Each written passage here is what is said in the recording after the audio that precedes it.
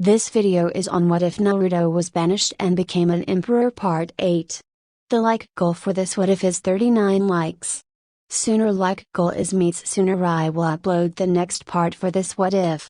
If you enjoy this what if, don't forget to like, comment and subscribe.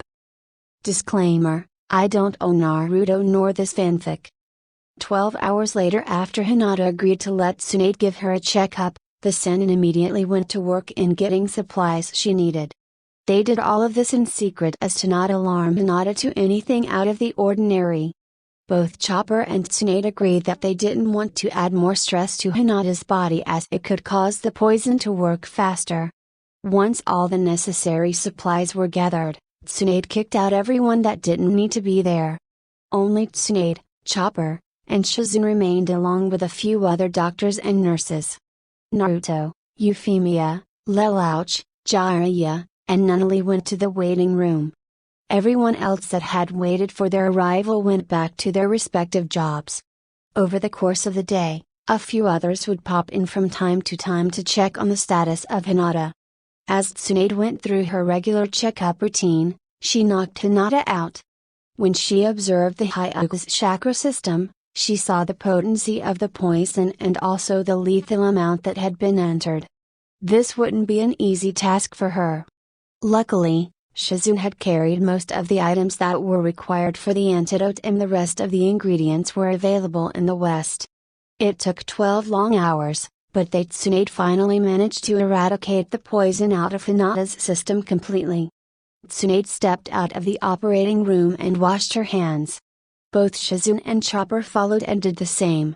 They made their way to the waiting room, where a large group of important people in the West had formed.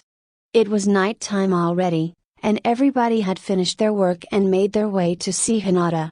They all stood up as Tsunade, Shizune, and Chopper made their way through the sliding doors of the waiting room. "How is she?" Euphemia asked. "She will make a full recovery," Tsunade said as everyone took a deep sigh of relief. "I managed to eradicate the poison from her system and gave her an antidote that will reset her chakra system so that it will go back to normal. Her body will need some time to get accustomed to the antidote, so I put her in a medically induced coma so that her body can get some rest. She will be up in a couple of days. She will have to go through a series of physical therapy, but she should be back on her feet and as good as new in no time," Tsunade explained as everyone nodded. Chopper also mentioned that she would get one more checkup from Trafalgar to ensure that everything is truly gone. "Thank you so much, Tsunade-sama," Euphemia said as she bowed towards the slug Sennin. Tsunade smiled softly at the pink-haired empress. Naruto smiled as well as he put a hand on his adopted grandmother's shoulder. Tsunade didn't notice that a few of them had gotten into a circle and were immediately teleported to Naruto's office. Naruto, Euphemia, Jiraiya, Ichi, Tsunade, Shizune, and Lelouch ended up in the office. When they got to the office, Tsunade saw that it was much cleaner than her own back in Konoha. She had so many questions, yet she didn't know how to go about asking them. It hadn't sunk in yet that after all these years, she finally found Naruto. Not to mention the fact that she found him with Jiraiya and Ichi. "Thank you Bachan," Naruto said. Though she was exhausted, Tsunade still had the strength to punch Naruto on top of his head. Naruto hissed in pain, muttering something about hold tags, as he clutched the top of his head. "No matter how long it's been, I still have not given you permission to call me that," Tsunade yelled, which elicited quiet chuckles from everyone else. However, Tsunade then turned around and looked straight at Jiraiya. The Toad Sennin froze in his tracks. "And you, don't you dare think I've forgotten about you. You didn't even think to let me know about where you were? You give me one update and then all of a sudden, nothing. I was waiting for your reports for years. I thought you died, you bastard," she yelled as she punched Jiraiya across the face, tears starting to fall from her eyes. The emotions finally hitting her. Jiraiya took the punch, although very reluctantly. "And you?" she said as she looked at Ichi. The Uchiha not showing much emotion to the Sennin. "You have some nerve to show your face here. I hope you're not up to something Akaya or I will end you, Tsunade threatened. It was my decision, Bat-chan. Do not blame Miro-san and do not worry about Ichi. He is here, peacefully, Naruto responded. To which Tsunade became livid. So you made me waste 6 years of my life looking for you while you were playing hide and go seek here? Well, what can I say? I was pretty pissed at you, to begin with. You did banish me after all, however, I realized that you couldn't do anything about it. I am sorry that it took so long to come and find you, but we had a strict timeline of things to do here, Naruto said.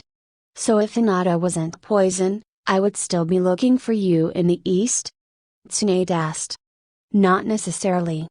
We would have come to you sooner rather than later.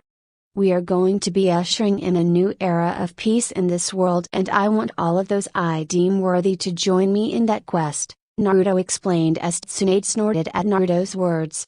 She couldn't believe what she was hearing from her adopted grandson. Just 6 years ago he was a pain in her butt, but now he was talking as if he ran the West himself. What's so funny, Bat-chan? Naruto asked, amused at her response. Look, I truly am sorry that I couldn't do more to protect you, Naruto, but I think you being here has done some things to your head. You speak as though you're the Emperor himself. Tsunade said. A few of the others in the room laughed, but Tsunade didn't seem to notice. Shizune, on the other hand, had an uneasy feeling about all of this.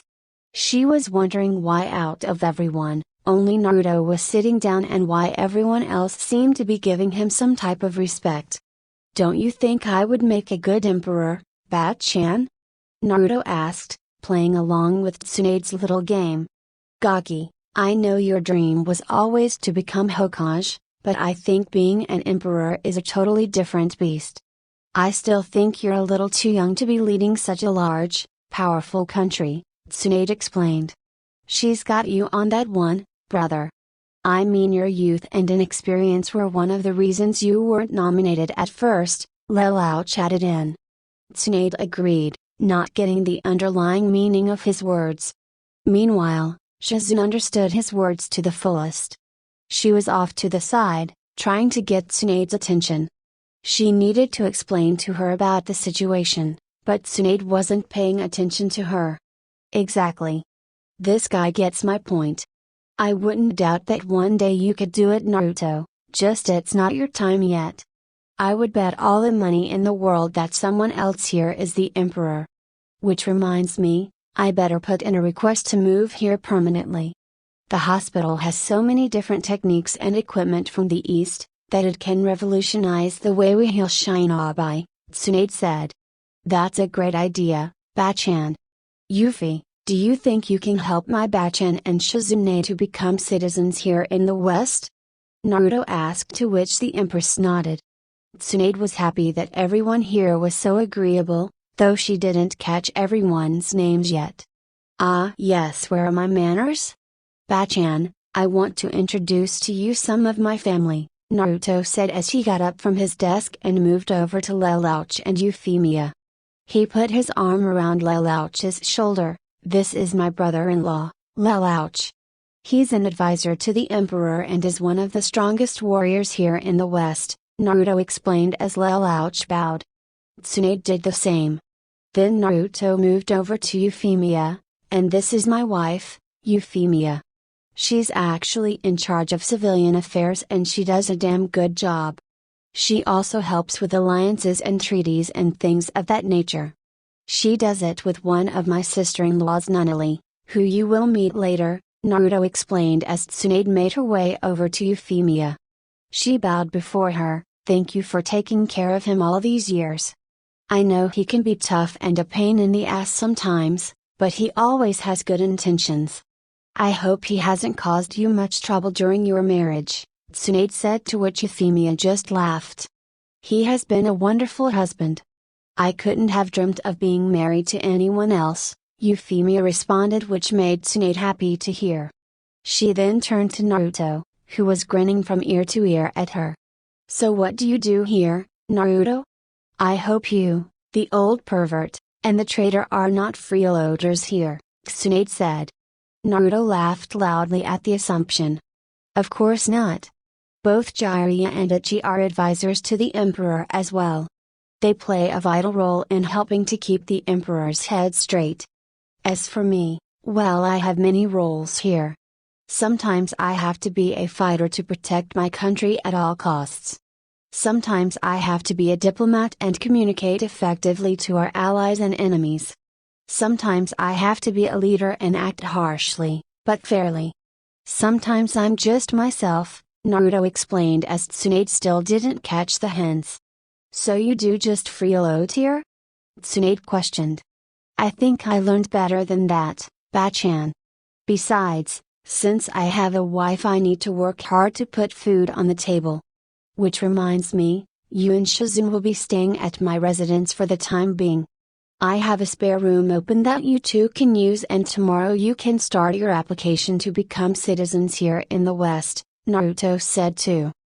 Which both Tsunade and Shizune nodded. Where exactly do you live, Naruto? Shizune asked. Oh, I live in a large palace just a few streets down. You two may have seen it when you walked in, Naruto answered, which came as a shock to Tsunade.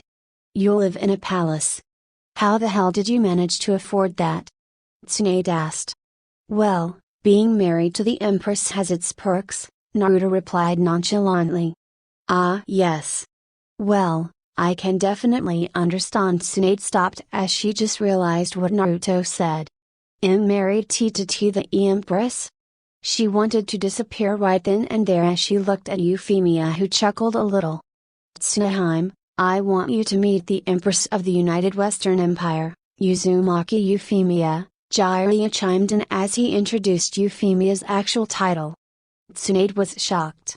She bowed again to Euphemia, then turned her attention to Naruto, pointing a finger at him. SSOT, that M means why you? Tsunade stuttered as Naruto could only laugh at her. This set Tsunade off. Gaki.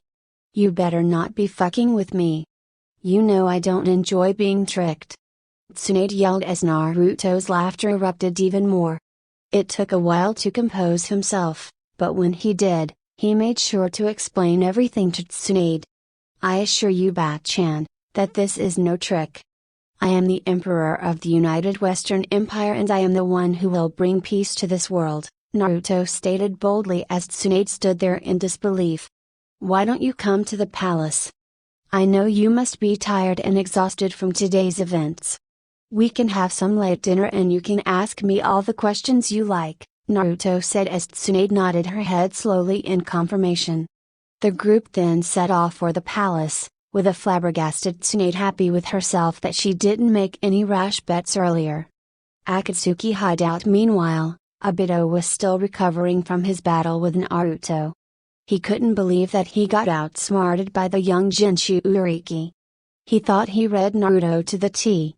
He even avoided history repeating itself, yet he still lost. The boy had grown strong and the plans that he had created needed to be revised. As he let the Zetsu cells regenerate, a young woman with blue hair made her presence known. Pain would like to see you, she said as Obito stood up to walk. The two made their way to a large room, where a man with a large number of black receivers connected to his body.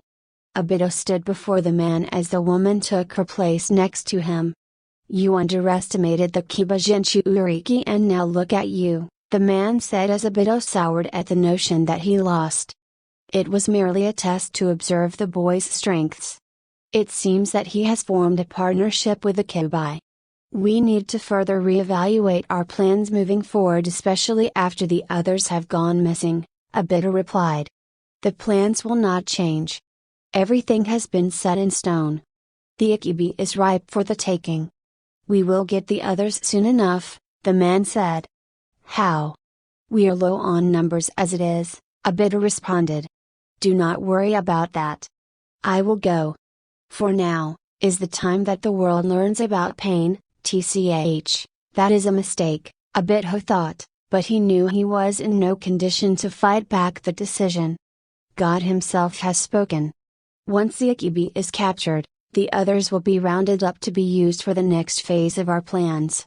Now leave us, for we have much to prepare, the man said as Obito got up angrily. He clutched his right arm, wishing that the Zetsu cells would heal faster. He knew that pain was making a mistake in continuing forward with the plans. Once Obito was gone, the woman turned to the man. He is alive, Nagato. Don't you want to meet him for yourself? He is an Uzumaki like you. You are not alone in this world anymore. You have a family. Not to mention that he is with Sensei, Conan said as Nagato turned to his longtime friend. Uzumaki Nagato has been dead for many years, Conan. I am now Pain. The boy is not my family. He is someone that stands in our way for peace. A peace that Yahiko always wanted. We are doing this for him, and don't you forget that, Nagato responded as Conan looked away. Though she supported her friend, she was beginning to feel unsure at how things were going. Especially after they were made aware of Naruto's presence, things started to unravel for them. They were far behind schedule, and at this rate, it would take another lifetime in order to attain the dream of their fallen comrade. The next day after the events of the previous day, Naruto was back in his office. Now that Tsunade had taken care of Hinata, it was time for Naruto to refocus his efforts back to the main goal, which was Konoha. However, he would need to deal with the pain in the ass Orochimaru and the Akatsuki first. As he thought about it more, a courier knocked and entered into his office. He bowed politely and handed Naruto an envelope. It was addressed to him. Naruto accepted it and the courier left. Lelouch moved to Naruto's side to also look at the letter. Usually, letters like these were handed off to Lelouch as all of the couriers knew that Naruto was not one to read reports. However, if it was of great importance, the courier would deliver it himself or herself to Naruto directly. This seemed to be one of the important ones. Naruto opened up the letter and looked it over. A smile started to form after he read the first line. As he read down, the small smile turned into a large grin. Even Lelouch smiled at the report. The first step of their plan was a major success. Operation Baiju is a success. All Jinshu Uriki besides Gara of the Sand, Yakure, and Killer Bee has been recovered. Yujido no Kumage Cure. Status, recovered by UA. High School Class 1 Ni Representatives Deku, Katsuki Bakugo, Shidoto Toraki, Tenya Ida, and Okako Uraraka. Mission was overseen by Eraserhead. Rashi. Formerly of Iwagakure. Status, recovered along with Han by Night Raid. Han. Formerly of Iwagakure. Status, recovered along with Rashi by Night Raid. Note, encountered Akatsuki members Sasauri and Deidara, who were trying to capture both Rashi and Han. They were defeated and killed with minimal resistance. Utakata. Formerly of Garigakure. Status, recovered by the Straw Hats minus Monkey D. Luffy and Nami. Assisted by the Heart Pirates led by Trafalgar D. Waterlaw. Fuu. Formerly of Takigakure. Status, recovered by Asta and Hamura Kenshin. Well, that's one less thing we have to worry about now, Lelouch said as Naruto nodded his head in agreement. Yeah. It's also 2 less Akatsuki members we have to deal with. When they get here, have them meet me in my office, Naruto said as he stood up and walked out of the office. He needed to get some fresh air. Several hours later, the Jinshu Uriki group made their way into Naruto's office. They were unsure what to expect from the Emperor. They had heard stories and rumors about him but were unsure about who he was. Not to mention the fact that they were heavily guarded as they made their arrival in the West. As the Jinshu Urikis got there, they noticed a teenager sitting down at a desk. They noticed the bright yellow blonde hair of the young man. They were all a bit surprised by the appearance. They thought that the Emperor would be a bit older, though they weren't going to say anything about that. Naruto noticed them and their escorts as they entered the office. Kenpachi introduced Naruto to them and they bowed out of respect. Please do not bow before me.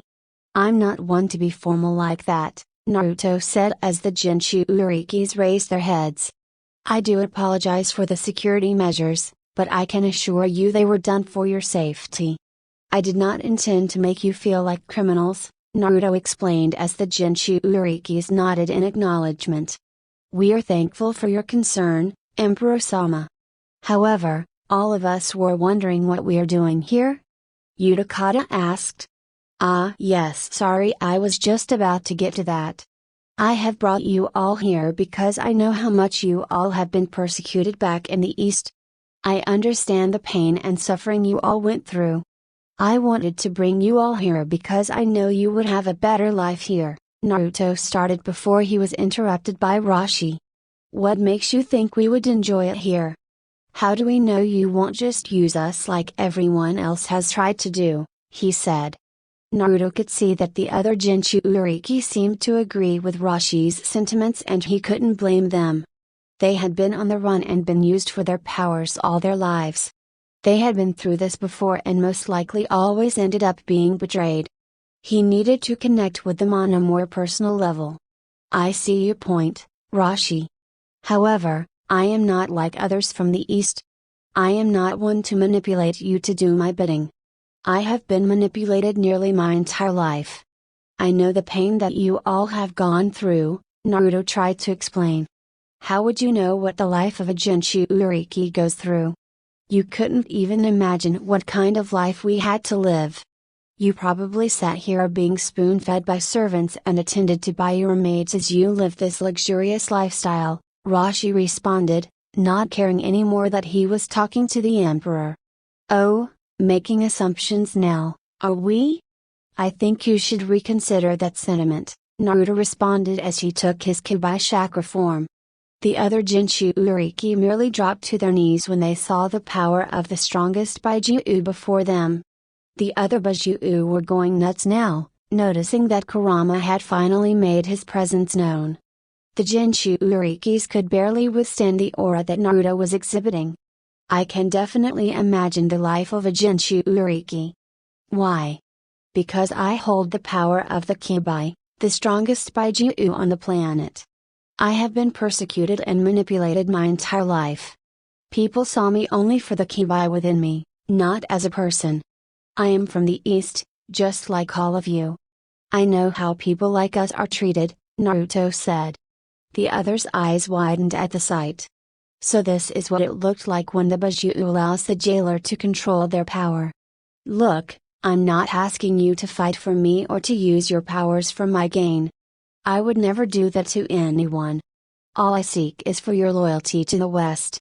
That you will abide by our laws and treat everyone with the same respect you all seek.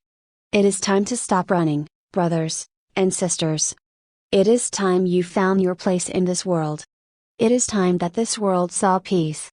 I hope you all will join me in living in this new era. The choice is yours. If you refuse my offer, I will let you go and do as you please. I will not come to bother you again. However, if you choose to accept my offer, I will offer you all a home and a way of life.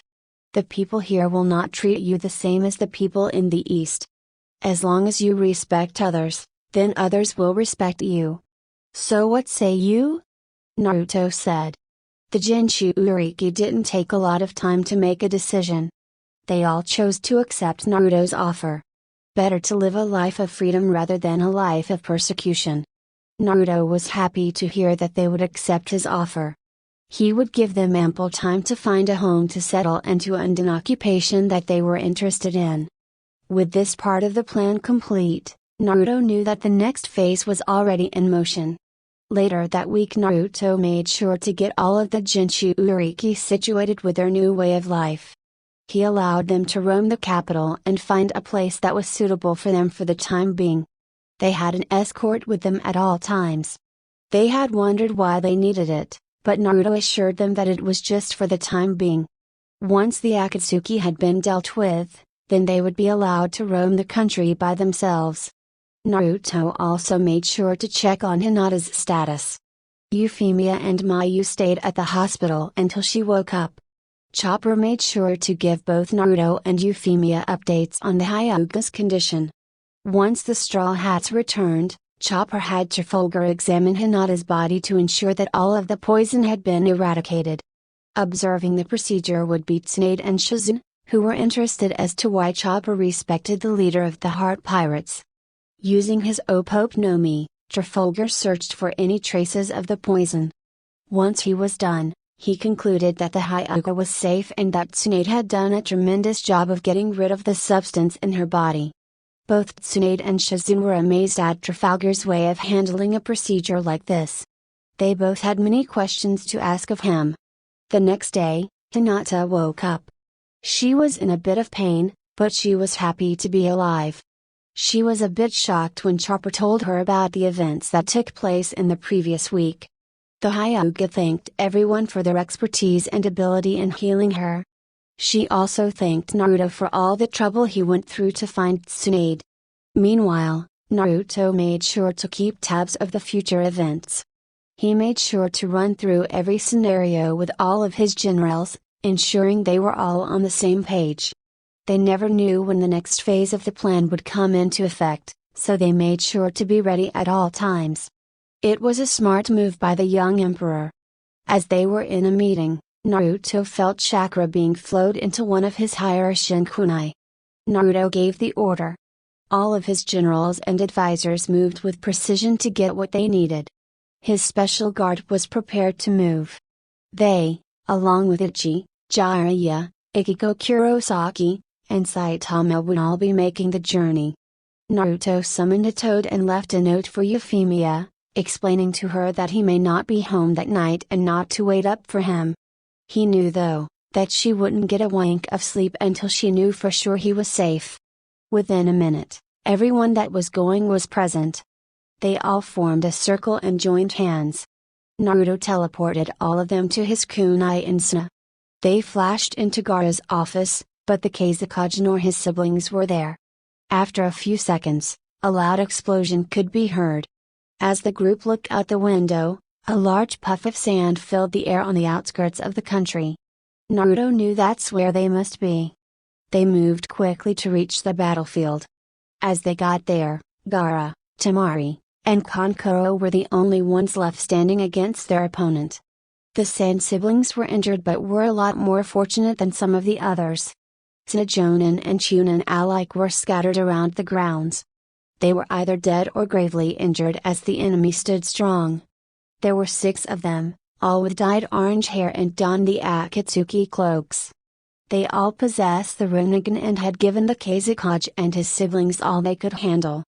Naruto made his presence known to his friend.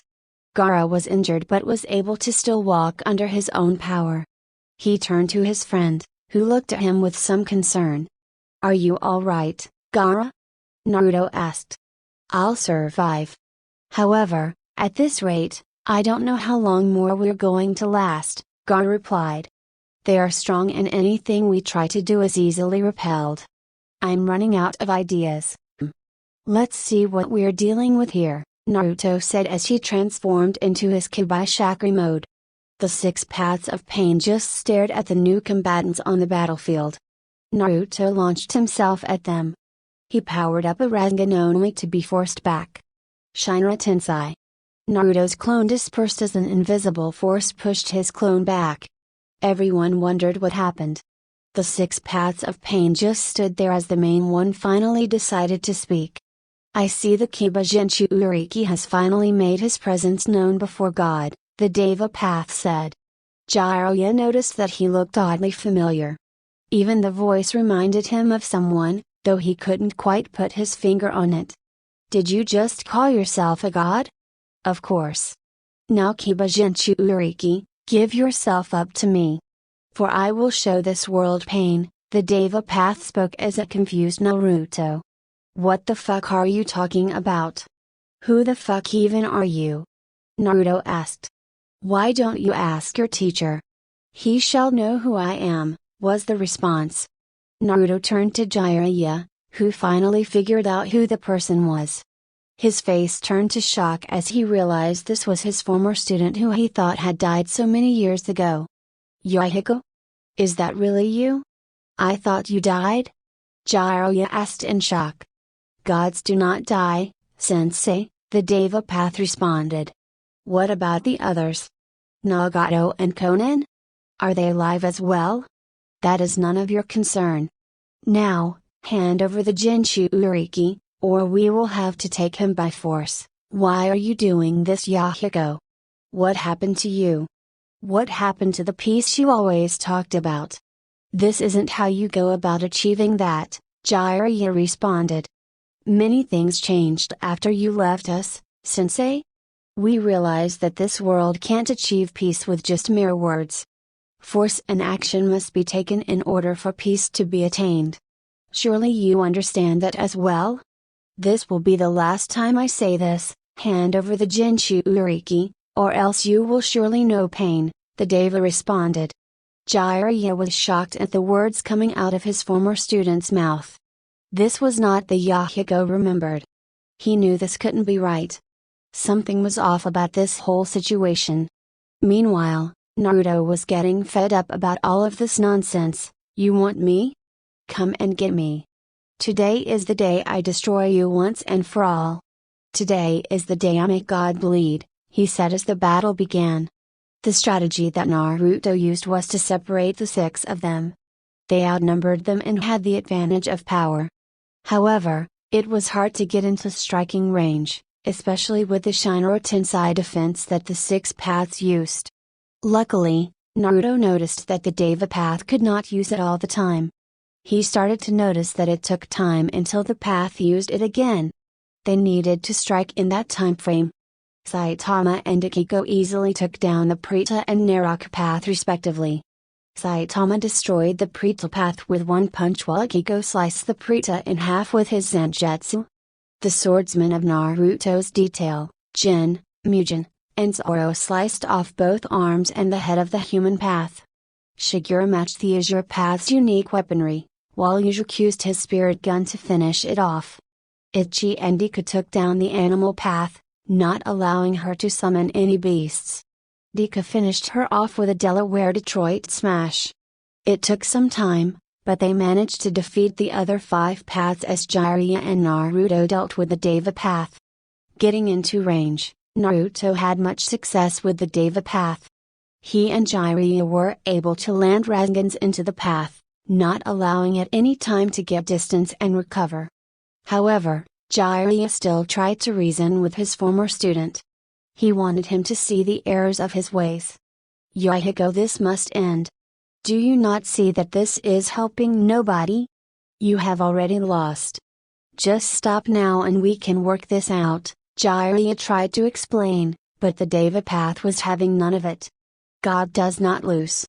You cannot kill me, was the only thing he said as he took the opportunity to send another Shinra Tensei and knocked both Naruto and Jiraiya back. Irosanen, I'm going to finish this. There is no hope for him anymore. This needs to stop, Naruto explained. Jiraiya just dropped his head. He knew that Naruto was right. Whatever feelings he was having towards Yahiko needed to end. He had killed many people up to this point and quite frankly, there wasn't much left he could do for him anymore. You're right, Gaki. There is nothing more I can do for him, Jiraiya said as Naruto prepared some of his finishing moves. He summoned thousands of clones to act as a distraction while he transformed into Sage mode. As the clones attacked the Deva path, he easily repelled them as he waited for his Shinra Tensei to be back up. Unfortunately, that moment would not come.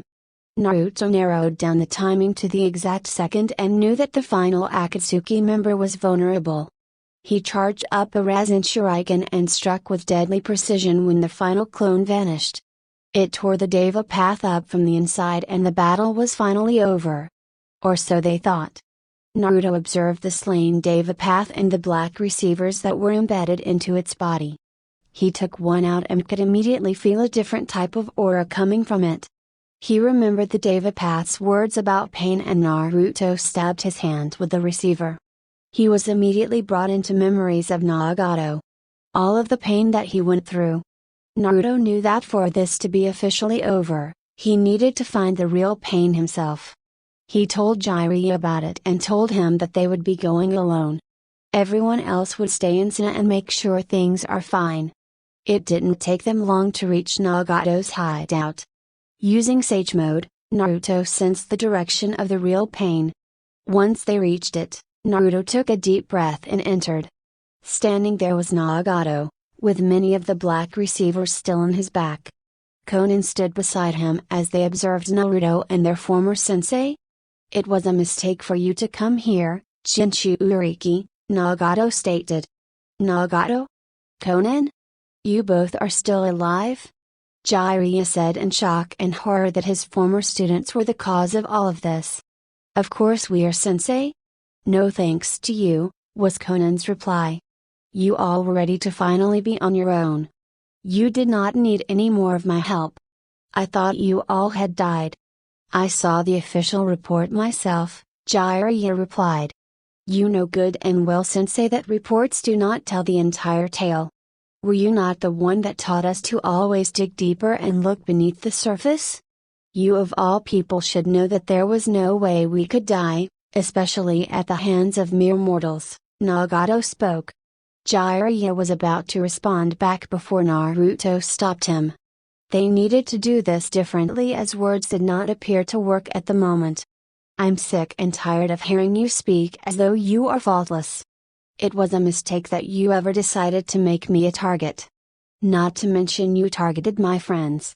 That is unforgivable," Naruto said as Nagato scoffed at him.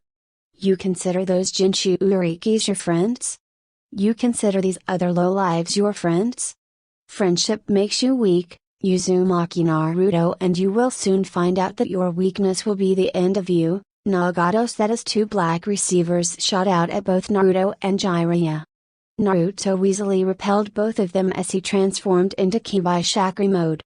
He then rushed Nagato. Konan tried to step in front of him, but she was too slow to stop him from reaching Nagato. Naruto appeared next to Nagato, and before the Akatsuki leader could do anything, a kunai touched his neck. "You don't have the guts to kill me," Nagato said as he turned to look Naruto in the eyes. "You are right. I don't have the guts to kill you right now. I have a different plan in mind. I want to understand you and your pain. A pain that you have suffered nearly your entire life," Naruto said as Nagato's eyes widened. No one had ever asked him about his source of pain before. He managed to hide it away from everybody under the guise of a cold-hearted leader and killer. Not even Konan knew the cause of his true pain. Nagato went on to explain how his pain came to be. How his parents were mistakenly killed by Konoha Shinobi that left him an orphan. How he was not able to protect Yahigo from dying. Those were the times that brought him true pain and helped him come to the conclusion that peace could not be achieved through mere words. Action and force would be needed to bring true peace to the world. Nagato explained that he saw no other way other than his. "Do you understand how single-minded that thinking is? Don't you understand that you are only bringing more violence to this world instead of this peace you so seek?" Naruto questioned. "You are young and naive to understand such concepts. You have not experienced the pain that I have felt. Those that do not understand true pain will never achieve true peace," Nagato said. "You do not know me. You do not get to tell me that I have never felt pain. Like you, I too lost my parents. I lost them the day I was born. I never even met them.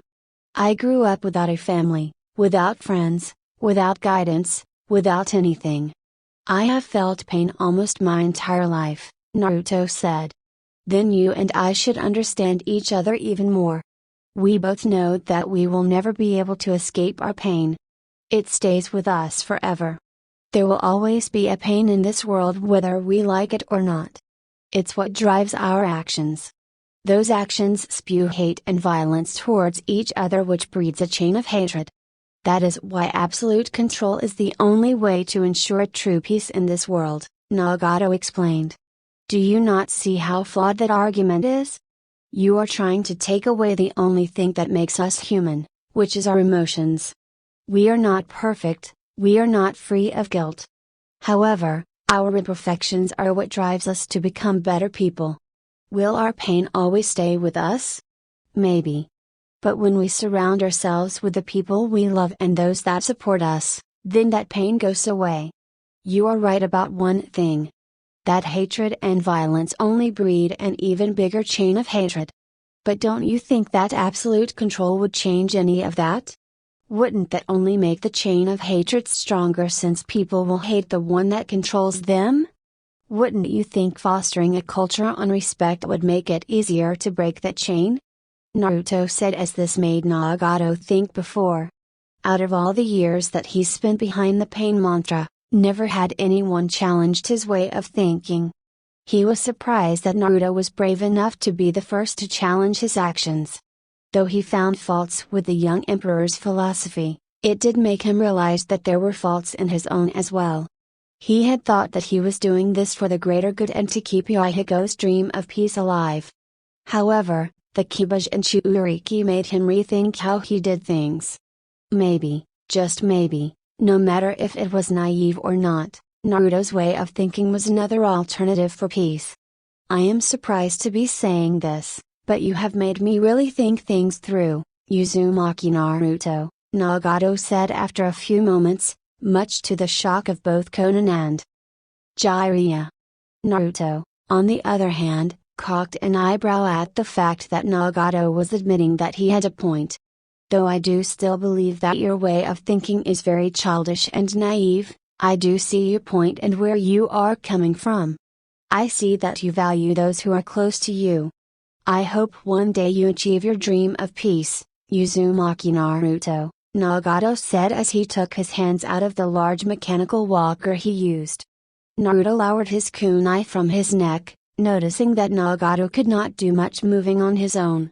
Nagato turned his attention to Jiraiya, who was watching the events unfold from the entrance. You have taught the boy well, sensei? I hope you are there to help him in the future, Nagato said. Jiraiya just nodded in confirmation. He did not know whether he should be sad or angry at his former students for the trouble they caused when he left them. However, those thoughts were put aside when Nagato collapsed to the floor. Konan, Naruto, and Jiraiya rushed to his aid. I do not have much time left in this world. You defeated all of my paths, which has left me in a very weakened state. However, if anything, I'm glad that a family member will now be overseeing my dream, Nagato said as both Naruto and Jiraiya were shocked at the statement. What do you mean family? Naruto asked. The Akatsuki leader managed a weak chuckle at the blonde's surprise. We Uzumaki are known for our red hair. It is our distinctive feature. Though I see you have blonde hair, which means you must have inherited your father's traits, Nagato explained. You knew my parents? Naruto asked in astonishment. No, they were before my time. However, I have heard that both of your parents were strong shinobi. Your mother left the village before I was born, yet, I heard many stories of her. They would both be proud of the person you have become, Nagato answered. Nagato coughed up a large amount of blood as he had an arm around Jiraiya and Konan's shoulders. It was his time. Though I know I will not be going to a great place in the afterlife, I am glad that my last moments on earth were surrounded by some of the people I cherish the most, Nagato said as Konan and even Jiraiya were starting to shed some tears. Sensei, though I had strayed away from your teachings, I will be forever grateful for the lessons you taught us. We would not have survived our youth if it wasn't for you. Please continue to guide young Naruto on the straight path, Nagato said as Jiraiya gave him a soft smile. No matter your actions, you will always be my student, Nagato. I'm sorry that I couldn't do more for all of you, especially Yahigo, Jiraiya said. Nagato returned a smile as he turned his head to Konan. My dear friend, you must ensure that no harm comes to young Naruto. I think he has made us both realize the error of our ways. I hope you can see Yahigo's dream become a reality, Nagato spoke as Konan's tears fell like a waterfall. She couldn't contain her emotions at losing another friend she grew so dearly towards. However, she would honor Nagato's request without fail. Finally, Nagato turned to Naruto, who stood in front of him, and you, Uzumaki Naruto, I hope you get to see your dream of peace come to pass. I will be watching you from the afterlife and I know you'll make our family name proud, Nagato said as Naruto bowed slightly towards his long, lost family member. Take me outside. I want to see the world with my own eyes before I go, Nagato ordered as Jiraiya and Conan obliged. It was bright and sunny outside. Far different from the weather they were used to in Imigakure. He did not speak, instead deciding to bask in the ray of sunshine that he had not seen in years. They all stood outside for a few minutes, taking in the fresh air and sunlight. It's beautiful, isn't it, Nagato? Conan asked as she turned to her friend. However, his time had already come. His eyes were closed, yet, a smile could be seen on his face. Today had been the first day he had smiled in years. Both sensei and student wept for their loved one. They let out all of their emotions. It took some time for them to finally stop, but they eventually did, when they could no longer shed any more tears. Conan wrapped Nagato's body in her paper as they prepared a proper burial for him. Naruto invited her to come west with them, where she could start a new life. She accepted, wanting to honor Nagato's last request of her. The trio made their way back to the group they left in Tsuda and Hayarashi and back to the west, where Naruto helped get Conan situated. Konoha Danzo's office. Danzo was conducting some work in his office after finally being released by Ibiki and Anko. He was forcefully re-educated, though the effects only worked for so long. He was finally regaining his strength and ability when a loud crashing noise was heard outside his office. He slowly got up to check what the commotion was about. Trune? Phew? What is going on out there? Danzo asked through the door. When no answer came, he opened the door to make a grisly discovery. Both of his bodyguards lay on the floor unconscious. Whoever was able to get past them and the other Rudanbu who guarded the level his office was on must have had some serious skill. He wanted to investigate further but felt an eerie presence behind him. He turned around to find the culprit sitting at his desk with its feet on top of it. Orochimaru seemed to be very relaxed as he observed the Anbu leader. Danzo didn't even move an inch, a bit shocked that Orochimaru was making his presence known in Konoha. Ma Danzo. You look horrible. I see you still wrap yourselves in those bandages. I hope that arm has been serving you well, the snake Sanin said as he chuckled a bit. What are you doing here, Orochimaru? Well, I see that you have been having some trouble here. I thought I'd throw you a little lifeline. It seems we share a common enemy. The Kibajinchu Uriki, Orochimaru explained as both he and Danzo had evil grins on their faces. Thank you for watching.